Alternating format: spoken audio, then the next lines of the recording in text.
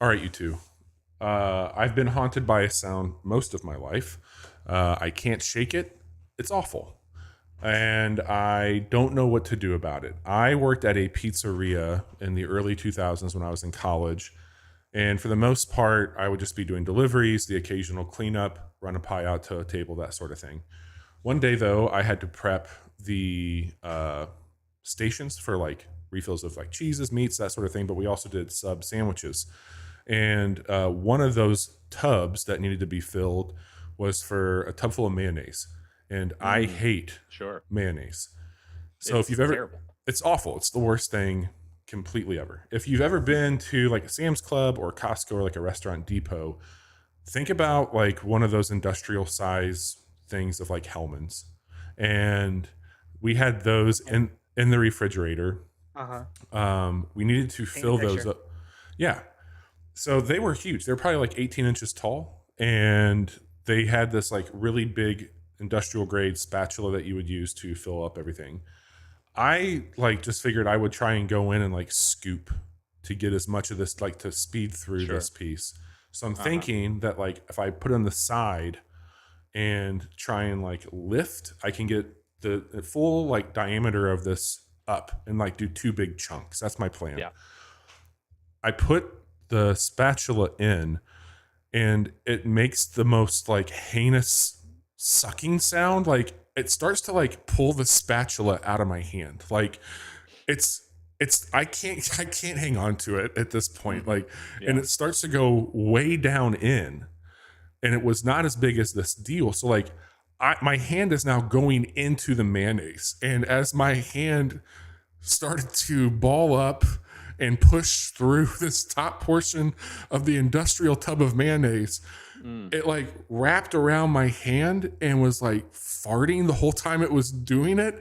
Like I was basically making this like a big giant thing of Nickelodeon gack, and then I had to try and pull my arm out, and it's doing like a reverse like lip flap. It was, and I'm like gagging because I can't stand this. I'm like sick from what was going on with it. It reminds me of like what's the substance? Is it like the non-Newtonian fluid? Where it's like Sure. if you Yeah. the harder you hit it, the more solid it becomes. Yeah, But yeah. if you just like Well, I could just see mayonnaise being like that. Industrial vats of mayonnaise are basically non-Newtonian. I think And- that jar of mayonnaise tried to eat you. well, for those It of was you a who mimic. who are turning in, that's why we call these a deep dive. That's the yeah. origin of the deep dive episode. My hand took a The deep old dive mayo into mimic. a Can't mayo have that. mimic. Oh my god. We do have a deep dive tonight, but I'm not going to tell you all what it is, but I will tell you it is worth your time if you will hang out with us as we tell you about a few video games that we've been playing. He won't even tell us what it is. No, I'm not going to.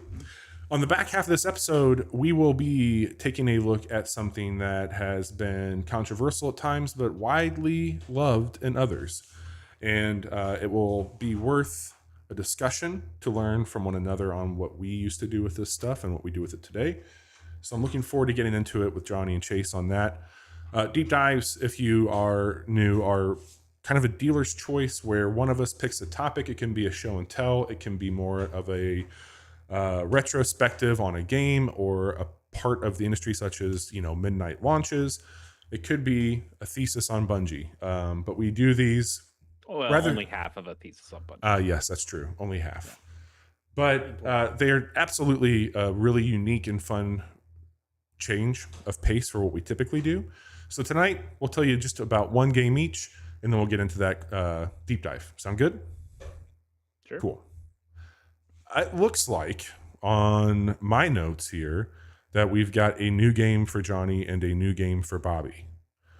Johnny, what the heck is Chasing the Unseen?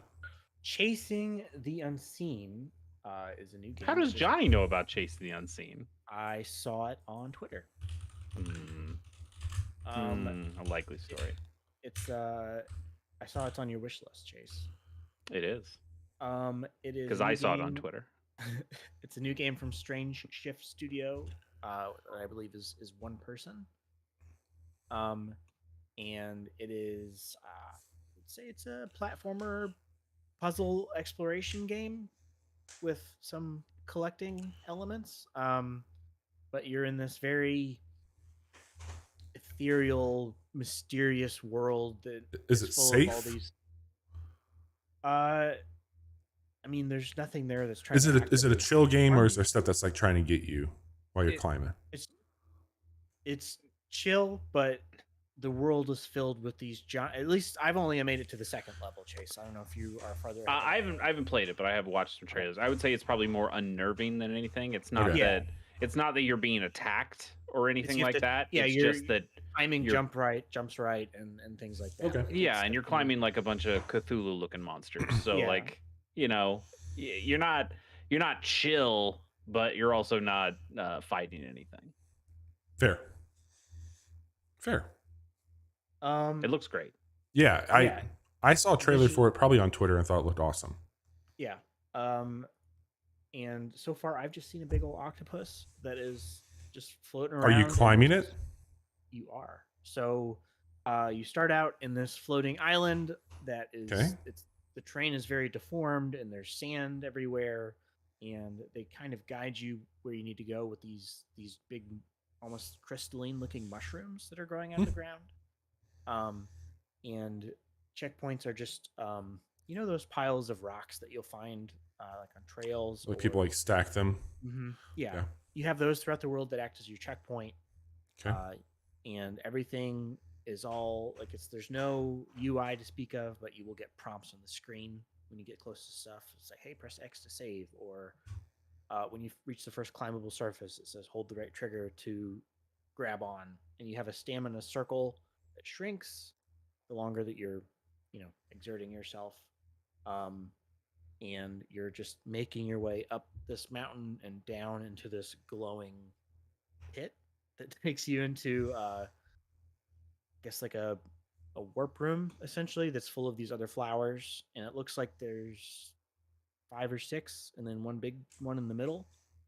So it looks like it'd probably be like a relatively short game. I don't know what the hour count would be, but yeah, you're just exploring. There are little animals running around in each level for you to collect as an incentive to poke your nose around, and you might Can I see ask one- really quick about the Yeah. exploration? Is this Yeah. like not only an exploration but an action? Is it more like Jusant, or is it more like a Shadow of the Colossus? Jusant. Like Okay. Colossus, in that you're climbing these big creatures, Sure. but you're not actively doing harm to them. At Okay. least from what I've seen and from what I've seen in trailers and stuff. And yeah, you're this little young boy wearing a blindfold and you're seeking something. It's all very vague.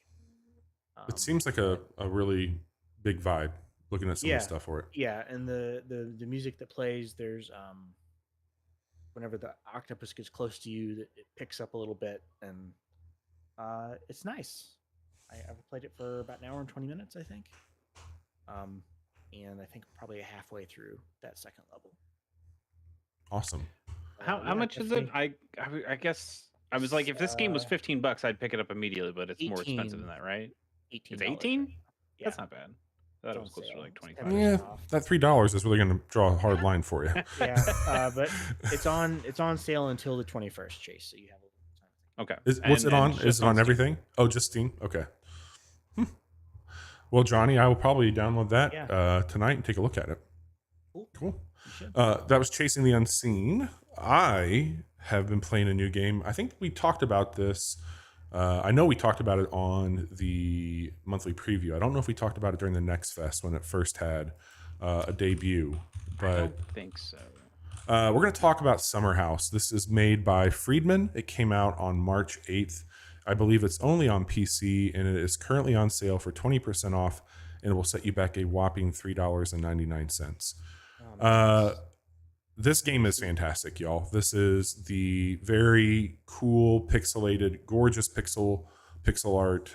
It's described as a tiny building game about beautiful lived-in houses. No rules or restrictions, just pure creativity. There's no right or wrong. There's no penalization for this. There's really no questing. You first start off in this really beautiful mountainside. It looks kind of like Fuji, Mount Fuji, and just a beautiful backdrop. and you can pan left or right, and you can freeform build in a 2-dimensional setting. There is some parallaxing a little bit with light, kind of like a 2D HD at times, which looks gorgeous. And on the first area, you have 3 settings for daytime, rainy weather, or nighttime. And this is broken down by, you pick like a wall or an exterior. They have varying degrees of windows, doors, roofing. There are more accents and little like signs and dumpsters and stuff like that that you can add around the building. And there is some light landscaping just by placing trees and bushes and shrubs. And it's unlike anything I've really played. Like, I think this is like, what if Wes Anderson made like a SimCity or something to that degree? Say the framing, and everything, and just the way everything is just so. You sent me a little clip from it this morning. Yeah, that's the other cool thing. You can press R on the keyboard at any time, and it does a time-lapse build of what you've done so far. And it uses Control Z or Command Z to undo. So you can just use the same input that you would if you needed to undo something that way. There is very simple mechanics. You can do depth on your placement, and then you can also scale up or down from where you're building with it, which is really handy. And you can flip something. So like, I had a flag that I wanted to put on something that was kind of clipping in a weird way, but I just flipped it and it hit the wind that was blowing and had a gentle little sway. But it's little detailed things that like I've never really thought about when building. Like, I was building my first what was going to be a house that became a restaurant when I kind of went through and saw, oh, there's some neat signs. So I turned it into this cafe.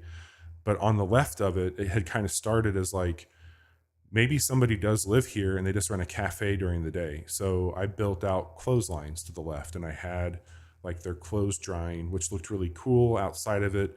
And then I put like a little bulletin board that I thought could be like weekly events, like a musician or something that would be off to the right, because I built out a patio that had tables and chairs.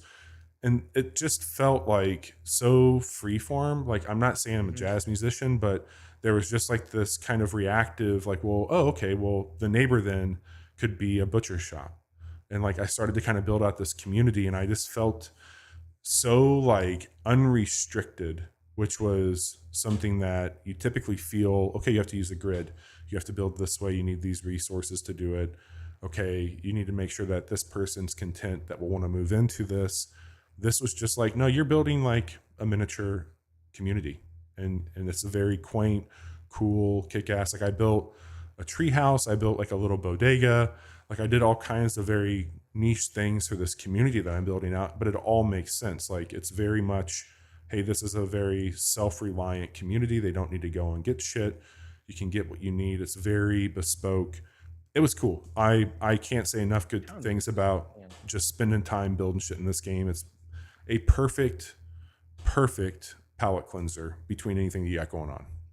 Yeah, Bobby, you said there's no right and wrong to the building, but there are unlocks and things in the game, right? Like, if you build in like slightly specific ways or something, you can get.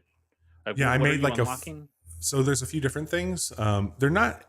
It's again very much of the thing you're doing. So the first building, I had an orange base and a stone structure, and I wanted an orange roof, and I just picked that one. And when I did an entire roof on it, one of the pieces popped with 2 birds on it, and now I have a piece that I can place that just has 2 birds hanging up on the roof if I wanted to have that, versus just a static roof. The other one is in between a few buildings. There was this really cool scenic thing that I didn't want to block too much, but I was like, well, what if I had a payphone here that feels at the time, and what if I put like a vending machine next to it, and then I put a secondary vending machine, and all of a sudden it unlocked one of those vending machines that had an actual person using it that would just kind of hang out by it. And I thought that was really neat. So it's little detailed things. Like, it's a remix or a reskin almost of what you already have. And it doesn't tell you, like, when you first open the game, you can see all the grayed out unlockables on a tab, but it doesn't tell you what to do to get to them. So, well, they're standing on this type of window balcony that I haven't used yet. So I bet if I use these, it'll unlock it. That's kind of the logic of just going with it. But I also like that you get a little surprise, because it does pop up a card. It's like, hey, you unlocked a card, and that's really cool, and it happens. But it, like, when you do it, you're like, oh, I didn't even think that you would have somebody here. that makes it feel like you made the right call on laying something together with it, which is neat. There's also a remix button. If you just kind of click off and start to right click, it'll just cycle through things and just give you random stuff. So if you're feeling stuck or looking for inspiration, it'll cycle through all that you got. And then you'll be like, oh, okay, cool. Maybe I do want to put a window here, but I don't like the color of this. And let me go back to the windows. And if you right click on any of your tooltips, it just opens up everything. So you don't have to scroll through them because it just goes in a cycle through your inventory. It's really fucking cool, y'all. Like, this is such a delight.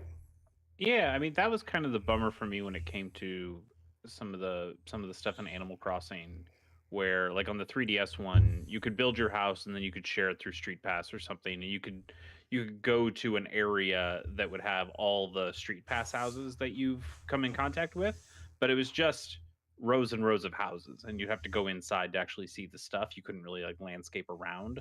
And then even in New Horizons, there's like the Happy Home Designer stuff, and yeah, you can go in and you can design not just the house, but you can also design their yards. But they weren't connected to anything; they were all just their own individual islands. So this idea that Summer House has, yeah, I made this cool cafe, but then I also went to build some vending machines right next to it, and then I built a residential house right next to it. So you feel like you're getting kind of a neighborhood feel to that, and it has like a little bit more permanence and tangibility.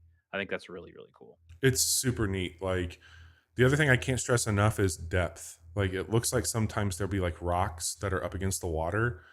I scrolled pieces back far enough, and I was like, oh shit, I can build like a little house back here that like is not really in focus for what we're doing, but has a place. Yeah, that free range of movement. It's not like all the way back, but yeah, it's really cool. The only thing I wish it had is there's not a photo mode that I can find. So when I took the screenshot that I sent to Johnny, here, I'll send it to you really quick while we're chatting here, Chase. Okay. I had to go into Photoshop and use that to remove some of the buttons to get like a clean picture of what I had going on here. Sure. And that was no good. And I wish there was a way to export so I sent you the clip. It's an 8-second clip. I wish you could make that like a GIF of the build. Yeah, that is always a bummer in a photo mode or any game that is trying to be really cinematic, but then they don't let you turn off the UI. Yep. That's always lame. Like one of the things in it's a slightly different problem in Rebirth, but you can take photos. There's even a guy who's wants you to go take photos, and you can turn off the UI and you can take a photo. But the other thing I don't like is that when they tell you to take a photo in the game, they want you to actually use the photo feature on the controller. Yes. There's not like a take photo in the game. Yeah, and it's so silly. It does feel weird because like when you do those in Final Fantasy, even if you don't take the photo, you just go into the photo mode and then go right back out. They're like, oh, we assume you did it. You probably took the photo, right? And it's like, no, I didn't. I wanted to take it. There's no prompt to say how you take a fucking photo. It's so like, dumb. Oh, I guess I just do it with the controller. Yeah. Yeah.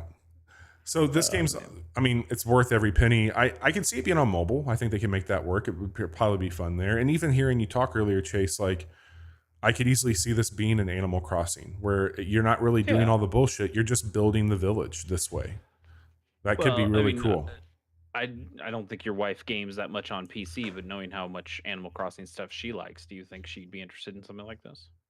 Oh, most definitely, because it's like, go wild. I would put this in front of a child. Like, there's so much that you could do with it. Huh? You did.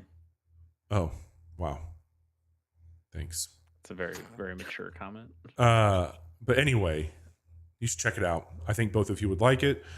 Pretty low effort on PC, Chase, and I would encourage you to check this one out. I think you would have a good time with it, for sure. I purchased it. Good. With $4 American. $4 American. Listen, you could have put 3 of those towards 15 and got this other game, but you're right. I'll probably end up buying that too. Did you talk about this before? Because I've seen footage of this game. We talked about it on the March preview. Yeah, we talked about it on the March preview. I added it into that, and then I know, but I thought it was. I'm pretty sure it's on like the Wholesome Direct that happened. Okay, and all right. I know it was part of the. Next I know I've seen this. And I was like, this looks incredible. Yeah, maybe you saw it on Twitter. That's where you find all your games these days. That's true. Chase, I don't see anything for you on here. Yeah, I mean, I'm just playing the things that we've been talking about. Okay. Final Fantasy, sure, more to that. I guess I've played Unicorn Overlord now that the actual game is out and not just the demo. I played a good chunk of that over the weekend, but I'm trying not to play a lot of it because I really just want to get through Final Fantasy so I can then work on Unicorn. But it's really cool. I'm collecting a lot of characters and finding weapons and looking up some strategy stuff. And I mean, it hasn't been all that difficult. I'm not playing it on a super hard difficulty, but it is just kind of fun to tinker around with and look at class breakdowns and some of that stuff. And I'm really enjoying it. I think it's got some cool ideas when it comes to player choice, that you are able to make some decisions on, you know, what your morals are, who you want to bring into your party, and so far it's been really cool. There's some really neat tech that you can do with that game, and it just continues to look gorgeous. I've had it in my cart on PlayStation. I have the demo download on Switch and on PlayStation. I'm struggling through a game right now. I kind of want to finish it. I kind of don't. And because of that, I felt like, well, if I stop playing it, I could play this and maybe that will be fun. But I'm going to get through the demo and see how I feel after that. I got Dragon's Dogma coming as well. And I kind of told myself I'd wait for a sale, if anything, for this one, but we'll see. I'm very curious. I mean, I know you just love said to you're check going that through the out demo, next year. which is smart. But I would definitely encourage anyone out there that if it does even seem kind of cool to you, that is a extremely long demo. You can you could put 10, 15, 20 hours just in that demo.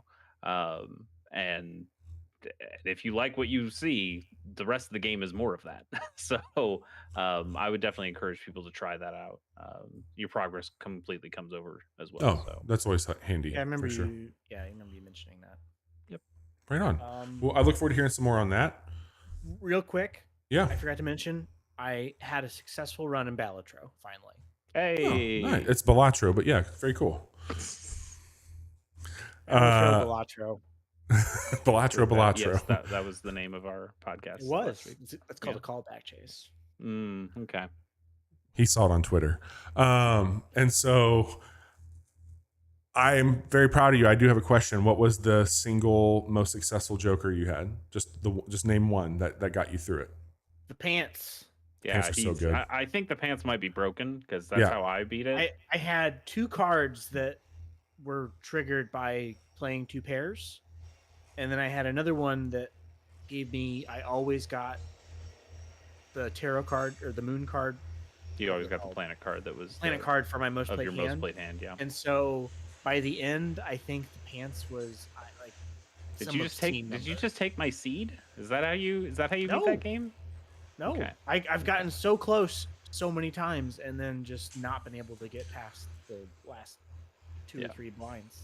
I mean, I'll mention it again at the end of the podcast, but now that Stadium Brats is over for Chasey K Plays, I just wanted kind of a cool down game, so I played Balatro, and I mean, I was already playing it, but I played it for Chasey K Plays, and I won on my first fucking run on that. Was not expecting to, but it was absolutely. Oh, you have the pants Joker. Oh, you have the other Joker that when you only play 4 cards, it bumps you up. And it's like, well, you know what 2 pair is? 4 cards. 4 cards, motherfucker. So you And yeah. that game's good. Did you go through the endless stuff afterward? I didn't. Okay. I was like, I'm gonna start a new run right now. So I went to the endless, just was like, well, I've got this basically unbeatable thing. I'm sure I'll be fine. And then immediately the blinds were so huge. And I went up against a boss blind that said, every time you play a hand, it goes down in level. And I went, oh, well, you just fucked me because I only have one hand that's good. Yep. God. Oh man. Bobby? Well, I've got a deep dive prepared for you too. But to get us kind of where I got to with this, back, I guess, late last year, Chase and I made a deal where Chase was wanting to play a video game, and it's a game that was very important to me, that announced a physical collector's edition.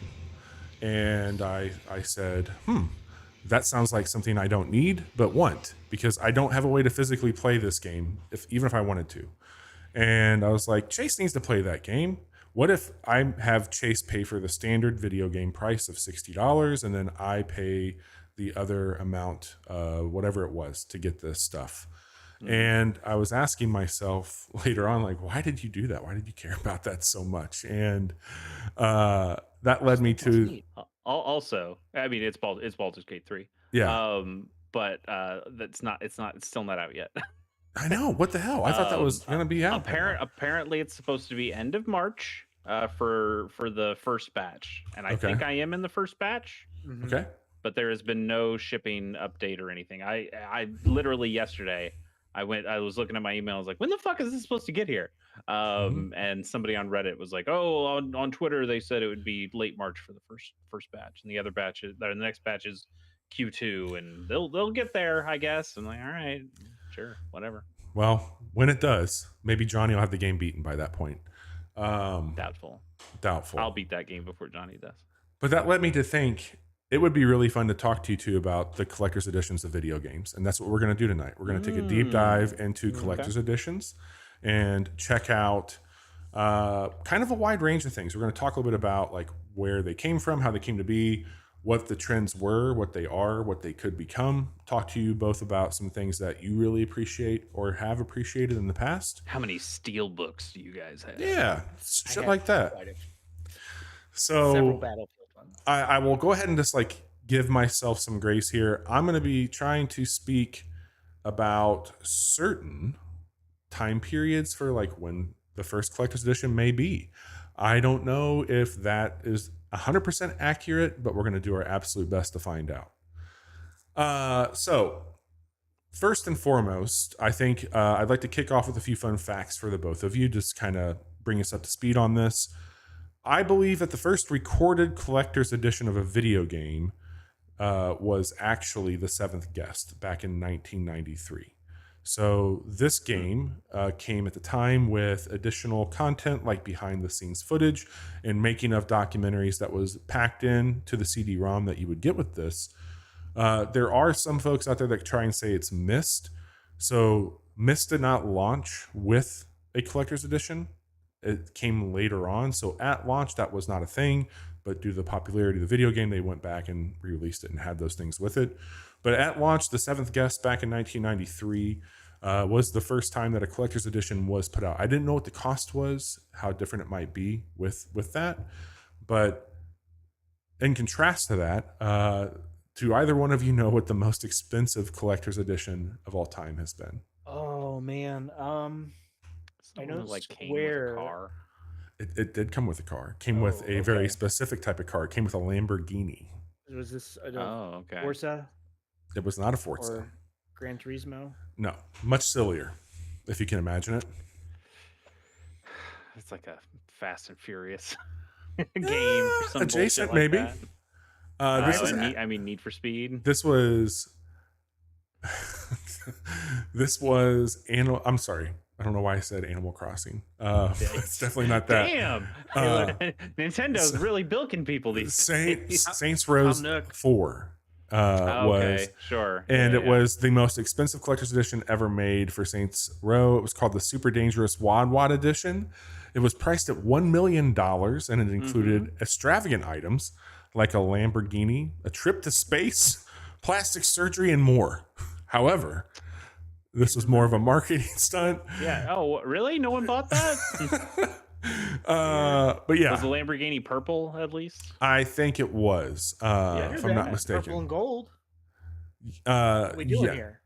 But I will also call out, there were some editions of other video games that either due to rarity would go up in cost. Like it would not be uncommon for aftermarket prices on some of these things to just be astronomical. But at launch, the Super Wad Wad edition of Saints Row 4 is the most expensive one there. So before I start to show some of these games, I have them broken out in a few categories here. We're going to look at first like what's been critically praised. We're going to take a look at some things that have not quite hit the market to reception or like at least praise at that point in time. And then we're going to take a look at digital only and talk a bit about some of those things as we transition into more modern takes on it. So We'll get into some photos. I got like basically for the stream here, we'll take a look at some of the advertising for it. But for the time being, I wanted to ask you all some questions. What motivates you? What's the number one driver to get a collector's edition of a video game? I mean, it's usually the physical goodies, The swag, side of the it. shit that comes with it. Yeah, See, for me, it's the exact opposite. Like I don't want any of that shit anymore. Like give me stuff in the game. yeah. Now I'm like that because I running out of. But I'd room. also prefer that not to happen. Just put the stuff in the game normally. Yeah. So it has and nothing to do don't- with like rarity or exclusivity for you two. I mean, Nah. look, there've been I got the Halo Reach collector's edition, which came in a big box, and it had journal from Dr. You're off to a great start. Halsey and other knickknacks and stuff, and it was cool to thumb through once and then put on the shelf and never Yeah. look at again. I mean, here I'll turn on. It's still hard to see, but like there. I want the that's- Master Chief helmet. Yeah, that's what the I Halo want. 3 Master Chief helmet Yeah. right there. We're going to talk and about like that one here in a little bit. Yeah, and like that one was cool to just have like here's a bunch of DVDs that have a bunch of backstory and bonus Totally. materials on there. That was really cool, but that's probably the one time that I really splurge for any one of those. Like, most of the time I think collector's editions are kind of silly. Like I've always been a guy, I mean, I joked about how many steelbooks do you own, but I'm a guy who doesn't really care about video game boxes to begin with. So the idea of buying a better video But you game like box physical is media, though. ridiculous to me. I do like physical media, Yeah, but it's like I would rather just have a CD booklet with all these discs in it instead of Yeah, individual I- game boxes. I think I've only gotten 3 collectors. I got the one for Fable 3, and I hated that game so much that I returned it. Yeah, that's not a very good game. And then I got the one for BioShock 2, which Okay. came with Yeah. an actual vinyl record. Yeah, we'll actually be taking a look at that one here in a little bit. Yeah, I have that. It's in my record cabinet right now. Very cool. I know you regretted buying Fable 3, which understandably, but have you regretted buying like a collector's edition of a video game or like a digital No. deluxe or anything like that? Like, have you had any remorse after buying it Not usually, no. because of like, I mean, if you kept it and the I game know was what shit? I'm getting, right? Like I know myself well enough now that I can say, okay, I probably won't be mad if like I got the special version of Like a Dragon, Mm-hmm. right? Because I was like, I know I'm gonna really love this game, and Yeah. it was worth that to me to get that. I extra would say I stuff. have like a little regret on some of these, like because you think that the thing it's going to come with is going to be higher quality than it is. Yeah. It's not. It never Yeah, I is. mean, of course, obviously, it's not. They're going to try to make these things as cheaply as they can. Like I got like the Assassin's Creed 2 one that had like an Ezio statue, and Yeah. it's just kind of like a plastic thing, and it's I bought whatever. the Pip Boy edition of Fallout 4 There you go. We got And that then one I on the sold list it. too. because I was like, I don't need this. I mean, I didn't buy this, but there's like the Call of Duty. I can't remember which Call of Duty it was, but they came with the night vision goggles. But like those were the shittiest night vision goggles ever. Because of course, like night vision goggles cost fucking money. That's true. You I might think as well just get it out of a cereal box at that point. recently for me, Diablo 4 stands out. Like I paid a lot of money for a digital one to have early access, and that came with like the first season. It was terrible, so I dropped off of it. But I don't Those know. are always the ones. I mean, I guess it makes some sense that I get the game a week early. That sounds like a nice thing. But like as soon as that week's over, you just have the same edition everybody else does, and man, you're really. I feel like you're really not getting what you pay for out of that. Totally. So I guess like when we look at, you kind of mentioned earlier, Chase, like you don't always think that they're worth the extra cost. I think that you're kind of talking about it as well. Like I've bought digital deluxe versions that would have like extra suits or maybe like an exclusive weapon. Like Ubisoft loves to do that shit, but it usually ends up being not really relevant. I think a lot about like the Destiny digital editions I would get, whether it would be for additional seasons or even like a legendary weapon that's not the meta. I don't end up using it, but I paid to have it, and now it's in that collection. So I think those are kind of the things where if you're getting a replayability out of something, or like Helldivers, I like the armor that it came with. I don't always use it, but I would be bummed if I didn't have it. And I like that aspect of it.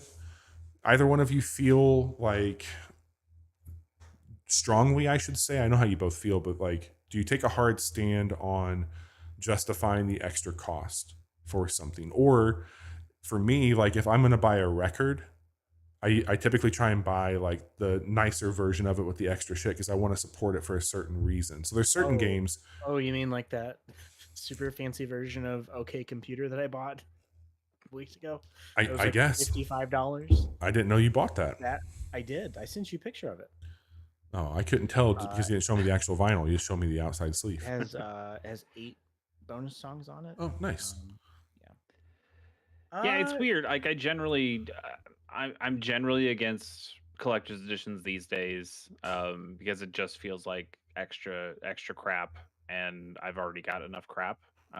Like those shelves that's back where I'm there are full.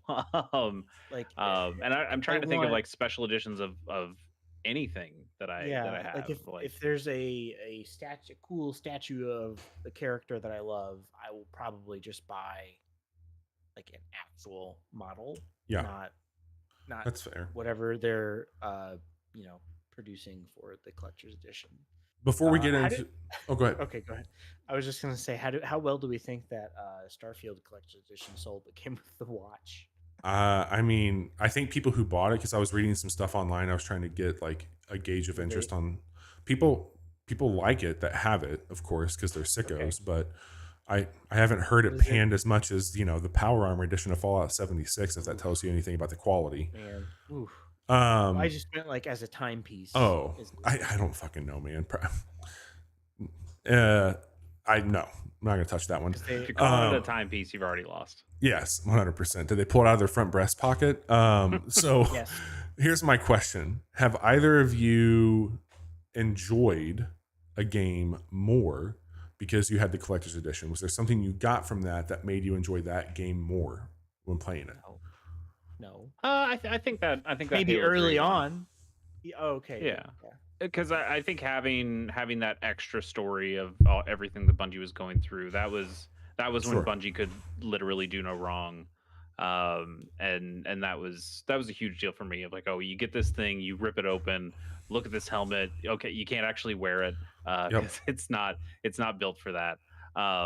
And then, but you still like, oh, look at all these DVDs that are in there, and these discs have a bunch of really cool information and interviews, and you're watching people play the game and talk about the game, and as they build the game. This was long before you're getting like the 2-player productions or the or like the no clips and stuff like that. So like getting this kind of video at the very least, like you'd get articles like Jeff Keighley was out there doing like the last days of Half-Life or whatever, but in terms of like real video information about behind the scenes stuff for video games, it just really wasn't out there all that much. So having that big collector's edition of Halo 3 and getting all that stuff in there was definitely did enhance it for me, and made me really, really excited about Bungie and the game and everything that was going on. So I'll say that one specifically was a big deal. But I'm trying to think of other ones that I've gotten. Oh, look at this fucking guy. I do think there's been some access to certain weapons. When I think about Destiny, like usually at the beginning of a season, if you had a certain version, you would get some extra armor. A little easier. Yeah, you're onboarding onto the there's been some pretty cool guns that you get early on in some of those editions of Destiny that I would agree with you are super fucking cool. And some of those specifically are really interesting, like the Quicksilver Storm one, that auto rifle before the launch of Lightfall, I guess. Like before they brought in Strand. So you have this gun, you think, oh, this gun's actually really, really cool, and then eventually they go, oh, by the way, we're going to upgrade this gun into a Strand weapon, and it takes on even more different properties than what you remember it having. And that was kind of a cool way of giving something to people early and then teasing them on what it could become later.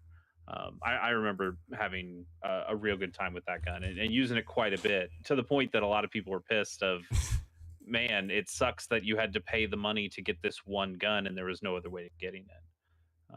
But it was an exciting thing at the time to grab that and play with it. Nice.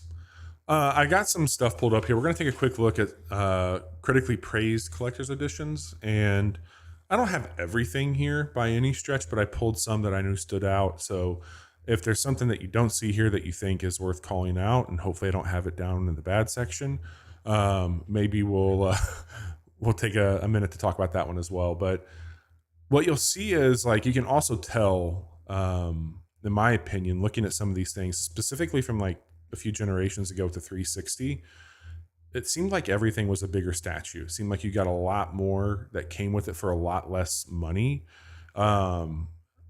It's wild to jack up the price. Totally. So you can kind of see that unfold here a little bit. Like, you might even get to some situations where collector's editions don't even include the game. It's like bonus shit that you can buy, which is wild. I did it. I had to get that Mass Effect helmet. I'm a big fucking dummy. But all that to be said, Witcher 3 The Wild Hunt has been praised for its collector's edition. It included a steelbook case, a collector's box, a soundtrack CD, a detailed map of the game world, the Witcher medallion, a 200-page art book, and stickers. It is highly regarded for the quality and variety of its physical items. I think that's another big thing that people look at is, do I get a lot of things, and what's the quality of those? Because for people's, enjoyment from what I'm reading, they might have remorse because the game ends up sucking ass. Like, a lot of that was at launch for Cyberpunk. The game sucked. All the shit around it was very cool. I would argue that Starfield had some of the coolest looking hardware to date from Microsoft. You wanted that controller so bad, and we were happy to get it for you. That controller looks gorgeous still. It's a beautiful controller. I still, like, if I had one of those Xboxes and wanted a controller, even though I don't give a fuck about Starfield, those controllers still rule. Like, that game sucks, but really great visual the hardware's great. And I would say now Cyberpunk, people are probably really happy they bought those versions or have those things because the game is back up. But you get my point here. People can walk away from stuff pretty quickly. Also, I wanted to try and, like, when you look at some of these that are praised, kind of make note of what's there with it and maybe what is lacking on some of the ones we'll look at here in a little bit. Johnny, you called this one out. I'll have you talk a little bit more about it, but the BioShock 2 Special Edition included the vinyl LP that you called out. It also had an art book, 3 posters, and a copy of the game packed into a special slipcase. Yeah, that art book is probably somewhere on our bookshelves. And my wife loves mid-century design. Mm-hmm. And so she actually was way more excited about the contents of this box than I was. Well, this is Art Deco, not mid-century. You're about 2 to 3 decades off. Wow. Got him. You knew what I meant, though. Thank you for correcting me. You're very welcome. And I actually I think I like this more than I like the actual game when I played Fair. it. Oh, BioShock 2's not bad. It's fine. The DLC is better than the game, but the game's all right. Yeah, it's fine. It's just better than Infinite. Wasn't what I expected at the time. I was also, around this time, very much, well, maybe a little bit before this, into collecting DVDs. So I was even getting swarmed into like the Criterion Collection version of the DVD and all that shit that gave you a bit of a cooler, alternative case or whatever for it. But I thought this one looked neat. I agree with you. It's really cool art. You also had this one, Johnny, and this is the one that I remember being a pretty big fucking deal. If I'm not mistaken, you and I both purchased these with the idea that we would flip them. I did. They were going for a lot of money because they kept selling out. This is the Fallout 4 Pip-Boy edition. And you know what it was? I decided, like, I'm going to get this. And if it's cool, I might hang on to it. If not, I'm going to sell it. There's a way to link it up to the game too, right? Uh-huh. But there isn't. Yeah. My phone wouldn't fit in there, first of all. Second, that thing felt like such a cheap piece of shit. Yeah, naturally. Considering the price tag. It was probably more broken than the fucking game was when it came out. You're saying that wouldn't live through nuclear Bomb? Probably not, Chase. The Probably outside of the actual Pip-Boy, the edition included a wearable replica of the Pip-Boy, as we called out, allowing players to insert their smartphones and use them as a second screen experience. It also included a steelbook case and other physical items that looked like kind of an art book and almost like a Fallout. What's that mobile game they had? Looks like a kind of Shelter? a version. Yeah, Shelter. Remember when all big games had to have a companion app? Oh yeah, man. That was like a 2010 weird period. Yeah. Yep. Second screen experience. Big deal. I think my favorite version of that was the commander mode or general, like whatever they called it for Battlefield 4, I think. That was really cool. Send in supply drops and stuff. That's probably the best. Like back to the Pip-Boy thing. I don't think I think somebody made it completely custom, like didn't use the Pip-Boy from this, but because those Magic the Gathering Fallout commander decks just came out and the Fallout set, somebody had like a Pip-Boy that held their commander deck, and so they could just take cards out of the Pip-Boy to play them as they drew cards. That's a commitment. Then, like the Twitter post said, like, I hope I never have to shuffle this deck or search my library for anything. Oh god, because I don't know how I'm gonna get all the fucking cards out of this. God, but it is a cool looking piece. Well, Chase, I think you said you had this one behind you, but we're up to the Halo 3 Legendary Edition. This one was $70 at the time. That included a scaled replica of Master Chief's helmet. This is what he's called the Master Chief helmet for cats, where I came from. Yeah. And behind the scenes documentary DVD and additional in-game content like a special multiplayer map and a special themed Xbox dashboard. That one was cool. I liked how you could put the games in there and slide the helmet over it. I thought that was really fucking cool too. Yeah, I think the game is not in there anymore, but the definitely like the DVDs for the behind the scenes stuff is still in there. Maybe I should go poke those. Maybe I should rip those. I'm sure somebody's already ripped them. I was just that feels like a thing that like Danny O'Dwyer would upload. Yeah, I mean those have to be like on archive.org too, I have to imagine. We get to the Mass Effect 3 Definitive Edition. This is not the craziest Mass Effect Collector's Edition. That's the one that I bought. But this one was $79.99. It included a premium metal case featuring artwork of Commander Shepard, a 70-page hardbound art book, a limited edition Mass Effect comic book, a fabric and 7-patch, and an in-game content like additional weapons and armor. They also did things at the time where you had save files from like Dragon Age. You had certain armor that would come into the game for the earlier ones. That stuff I do like the almost like loyalty bonuses. Those are really cool. Hey, have you bought another game from our franchise or from our company before? Like we'll throw in a little thing if we have that save data. Something. I mean, yeah, or there's like the really famous one of Psycho Mantis going like, oh, you like Castlevania in the game if you have those save files on your memory card.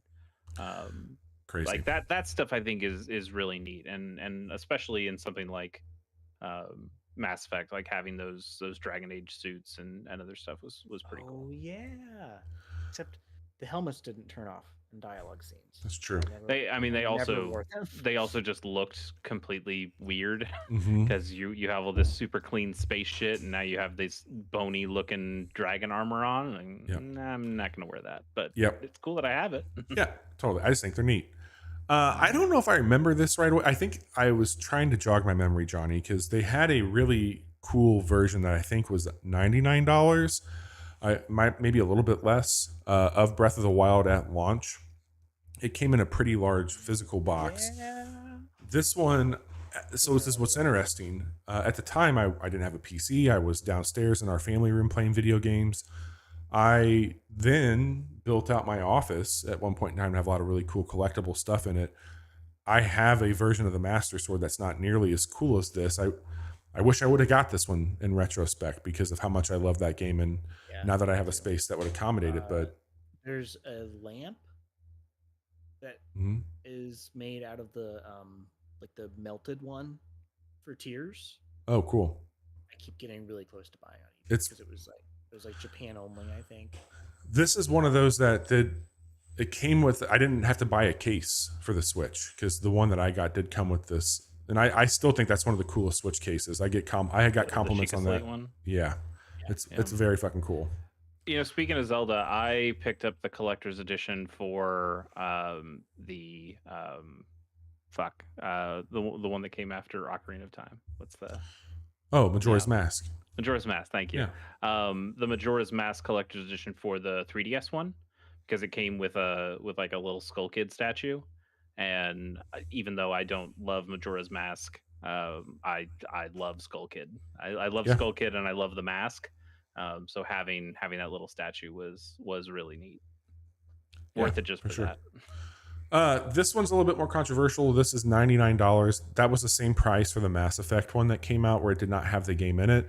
But you got a lot of really cool shit in both of those. Like if you are just a fan of that game and you want to have more swag for it, I think a collector's box versus a collector's edition makes a little bit of sense if you're like, you just want that. I'm very close to buying this. Yeah, man. This one's $99. It came with playing cards, maps, all kinds of cool shit, bandanas that came with this one. This is for Red Dead Redemption 2. I'm going to pick up the pace slightly here to get through some of these other ones. We do have Assassin's Creed Odyssey. This, again, was a very statue-heavy, came with a bunch of in-game deluxe edition packs. I think that these ones for Ubisoft kind of lost their luster with Ubisoft Plus because all their games had that. So you just kind of expected it, and it became a bit more generic the more they packed in. They really flew high and crashed pretty hard, in my opinion, for some of their stuff. The one that was incredibly expensive, this was $270. This is for Final Fantasy 15. It came with a very good-looking replica, apparently. People love that detail on the statue. What was the... Noctis, thank you. CD soundtrack, outfits, and weapons. Apparently, the physical quality of what you got is top tier, especially for a pack-in statue. I believe it. Like, and Square has a lot of. I don't think this was like a figure art statue, but they have worked with a lot of companies before that make pretty high quality statue stuff because everybody wants statues of Cloud or Sephiroth or other shit like that. So they totally makes sense that they would know how to find a good statue. Black Ops 3 had the Juggernog edition that people really liked. This thing was $289. It came with a mini fridge styled after the in-game Perca-Cola machine, which could hold up to 12 cans. Hot damn. Along with additional physical items like coasters, collectible steelbook, and in-game bonus content. Wild. I don't know how I didn't know. I guess I wasn't really paying attention to Call of Duty, but this is a thing. We're going to cruise through some of these unless you want to really pan on them. But that Fallout 76 Power Armor Edition I made fun of earlier, this is one of the more prominent shithole situations that I can think of. Not only did you fuck over the people that bought your most expensive version, you lost their credit cards and their addresses like fucking buffoons. And then you shipped off a bag to them that was made out of what apparently was supposed to be waxed canvas, ended up being some shit nylon. Elon Musk is what must have been paying attention because the tent on the Cybertruck did the exact same bait and switch that Ton Howard pulled on all of his devout followers. So fuck both of them, and especially this fucking edition. They suck. This is really the downfall moment, I think, that really just fucking crushed them. Yeah, well, I think that kind of broke the illusion for a lot of people on these kinds of editions to begin with. That you know, this one really felt like a bait and switch more than other ones had in the past, where it's like, oh, you know, you still got the statue. It looks like the statue they said. It just feels a little plasticky. This was. You promised a thing and it was not that thing. And you also, they made up for it by saying like, you also get 50 like Nuka-Cola coins or whatever it was in game. It's like, great. Fuck you, give me this back. That should have been included for the price to begin with. Aliens Marines, Colonial Marines here. This one had what just felt to be an incredibly cheap power loader. I don't know if I remember like hearing a lot about this, but I do definitely remember hearing this thing had a shit collector's edition. Man, simpler times. Yeah, 100%. Also, this game was not very good, and that led to most people being very upset about the expense of this one. It was that is I'm being too kind. Just a little bit. Yeah. Yeah. Batman Arkham Did you buy Knight. this? No. I got really close to it, but I did not. I don't think that price is right, by the way, that I have listed here, but this edition faced criticism primarily due to the manufacturing issues. Many customers reported receiving their collector's editions with damaged or broken Batmobile statues.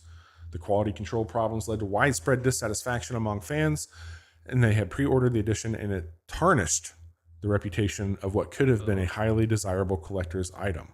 Well, also this was Arkham Knight, so this is not even the one people liked. Yeah. I don't think this is necessarily a bad game from what I hear, but it's certainly not as well regarded as Asylum or Sid. I do think the Batmobile was really cool, but that was about it for that one.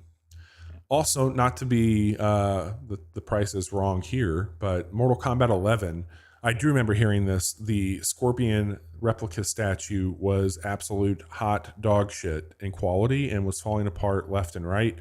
This is a very expensive edition. I was just copy and pasting price points before I could go and get them. I don't remember what it was, but it was a lot of money for what you got. I mean, well over 100 for this one.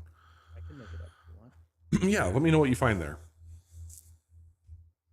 And then while you're doing that, Deus Ex Mankind You Divided. can buy one for $900 on eBay right Oh, Ooh, great. what a bargain. The edition faced criticism for its perceived lack of value compared to its price. The really big thing is here's that you got 9 inches of Adam Jensen, which a lot of people were excited about. Man, I would love to get 9 inches Adam Jensen. And better than 19 of Venom. But it would be something that people felt they did not get quite their value from what they were paying for with this one. This is still 2016, kind of getting into that period where you saw less. What's up? $300. Yep, for $300 for that MK11. one. Yep, crazy. The No Man's Sky one is not necessarily because of what you got, but it's what they shipped at the time, and what they shipped at the time was not good. But much like the Cyberpunk things, I bet people who have that little ship there are pretty happy to have that, considering all the great things from Hello Games and No Man's Sky. Quickly, I'll just go through here. There's a few digital collectors, and I think that this is probably where most of us are spending our money these days. I mostly just went through and kind of called out games that started to swap out statues for armor, and not to be misunderstood, like the horse armor from Oblivion. You actually get some cool shit, as we called out with Destiny. The Elder Scrolls Online Collector's Edition came with a lot of gear for your mounts and your character. You also had Final Fantasy 4, which one was this? 14. When they first launched, the game was still not great. Yeah, that did not go over very well. It did not go over very well, but the goodies that you got with it, people seem to like. So there was another thing that gave kind of some mixed media as well, depending on what you got there. Well, this one says A Realm Reborn, so this was the reboot. Oh, okay. Yes, Realm Reborn reboot. They did come back with a vengeance. I do remember that now. Thank you. And then World of Warcraft Shadowlands was called out for just, again, I think they've done this quite a bit. It's kind of their MO or MMO in this case. Which one was nice? Which one was Shadowlands? Where'd that come after? Johnny, I'm Lost gonna tracks so default long to ago, I you. can find nothing. Like I remember up to Lich King, but that's like the third DLC, Came so out third 2020. expansions. Okay. Oh, that's very late then. Yeah. Destiny 2 was a big deal. This is the one where they were really pushing expansion passes and talking about more ongoing content. This was also a way to keep people playing those games. I think they've always done a really good job. Like, if you're into this game, you're going to enjoy what they offer when it comes to seasonal or versions. Like, I think they do a good job of making it worth. Yeah, Destiny 2, not very well loved at launch. No. That's when they went to the double primary system that people didn't really like. You had no random rolls, so the fixed rolls people really didn't like either, and they had to have a similar, like, wait until the Forsaken expansion, like the Taken King one from Destiny 1, until people really started to get on board with it again. Yep. So the last one here is Borderlands. Again, they put a ton of shit in game, which people really like. If you're into this, you probably love it. If you're like me and Chase and Johnny, it's not your thing, but still, season pass, weapons. There are 2 good Borderlands games out there. Yeah, Even sure. more if you count Tales from the Borderlands and some of those other ones. Yeah. But, It's not totally without value. Not Borderlands 3. Not Borderlands 3. Well, had a ton of fun hanging out. I know we kind of rushed through some of the actual imagery there, but collector's editions, I see them going to a lot of those boxes, if anything, but as consoles become more digitally only, I think we're going to continue to see studios pushing for early access into games, maybe betas, that sort of thing that comes with it. It's a very interesting time to be buying digital deluxes. There is another one that's coming out relatively soon. That's that Gundam Breaker 4 game that comes with an actual Gunpla, an actual or a specific high grade that's in like special colors to go along with the game. But that's also, you know, being made by Bandai, the people who make the actual model kits. So they're giving you a real actual model kit instead of just a cheap plastic statue that you might get from other places. So that is pretty cool. I haven't gotten it yet. I haven't pulled the trigger on it because it does kind of look like a Baja Blast Gundam with the color scheme on it. But also it looks like a Baja Blast Gundam, which sounds kind of rad. Cool. Go with God. Maybe. You know, I did just spend $4 on SUMMERHOUSE, so can't really afford it anymore. You can't even get the other game, or that you fucked yourself. And if you like that sort of bullshit, where we just repeatedly dunk on $4, come hang out with us this week. On Friday night, especially, when Johnny and I and kind of resident helldiver Zoe will be going in to fight the bugs that fly now. They fly now, and that sucks really bad for us. Bugs can't fly. They sure can. That sounds like a bug sympathizer. Seen a flying bug. So we're gonna deal with that apparently. So yay. But you can also check out our prior stream this week for Dice Folk, where Chase and I had a lot of fun going through that new strategy game. We got a quick look up of Deep Rock Galactic Survivor. We will have another one going up for Balatro. No, that's not right. It'll be Pow World on Thursday. So we'll have Pow World up on Thursday. That is what's happening with us. Chase, what's happening with you? Yeah, I mentioned it earlier, but I played some Balatro for Chasey K Plays. Now that Stadium Brats is over, if you want to go and see all of Stadium Brats, that's there on the YouTube channel as well. But Balatro, that game's a lot of fun, and it's fun to record as well and like talk through the mechanics and why you might pick something or why you might throw something away. So that was a good time. Also, Pierce Corshane, good friend of our show, and I do another podcast. It's called Pilot Program, where we watch the first episode of every television show ever made. We finished up the A-Team. You can go listen to that right now at shows.acast.com/pilot program. And we're going to record a new episode, I think actually tomorrow night. We're going to be recording an episode for Shogun, the new FX television show, which so far seems pretty decent. So that should be a good conversation. I would imagine that probably gets edited and posted maybe this weekend or maybe early next week. Awesome. Very cool. Thank you both for hanging out, talking to me about collector's editions. I'm sure we will all be buying more of those in the future. Maybe when a new Switch comes out, we'll have something fun packed into that for us to pick